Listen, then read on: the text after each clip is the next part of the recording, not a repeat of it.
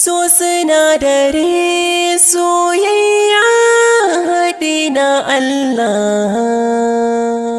Rabbi in ya haɗa soyayya ba mai raba ka da mai sanka.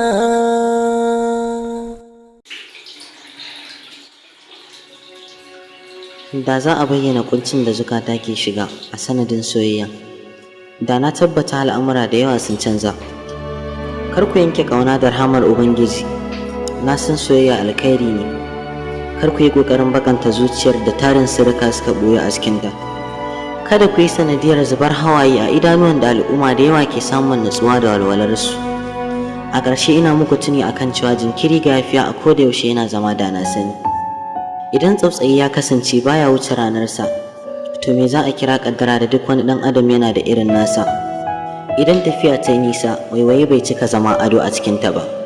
Ita fa zuciya an halicce ta ne da soyayyar mai kyautata mata, sannan ba abin da ta tsana irin mai ƙoƙarin ba ta damuwa. Cutuka iri-iri ne, amma ba na tunanin akwai mai zafin cutar su. Soyayyar gaskiya tamkar fatalwa ne wanda kowa ke yawan magananta, amma kuma ƙalilan ne suka ganta. Soyayya ta gaskiya ba ta rabuwa da farin ciki har abada, kuma sannan ba ta da ƙarshe. Ku sanya wa ranku aminci da kuma soyayya, kawai ku ci gaba da tafiya.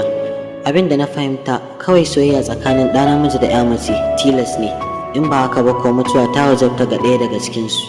Duk ranar da wani masoyi ya rabu da masoyinsa, ina da tabbacin walwala ta yi bankwana da rayuwar wannan masoyin. Abin da ciwo ka so mutum ba tare da wanda kake so ya san kana yi ba. Amma kuma bana tunanin akwai abin da ya fi ciwo fiye da ka so mutum ka kasa samun ƙwarin gwiwar furtawa wanda kake so cewa kana son sa. Ubangiji yana jarabtar mu da soyayya ta ƙarya mai cike da tarin ruɗani, daga bisani kuma ya nufe mu da samun soyayya ta gaskiya saboda mu fahimci wani irin ni'ima ya mana a gaba.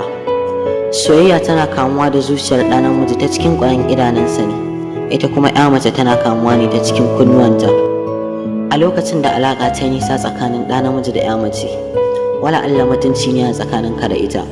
Idan ya kasance a cikin alaƙar akwai tausayawa, akwai kuma kyautatawa juna, soyayya na iya samun matsuguni a cikin zuciyar kowanne daga cikinsu. Yana ɗaukar ka minti ɗaya kacal ka ji kana ra'ayin mutum, zai kuma iya ɗaukar ka kwana ɗaya ka ji ka kamu da son mutum, amma kuma zai ɗauke ka tsaye rayuwa kafin ka manta da mutumin da ka kamu da cutar son nasa. A koda yaushe bani da wani buri face in ga kan masoya sun haɗu. Abba nake, ƙarami ne ni, ba babba bane.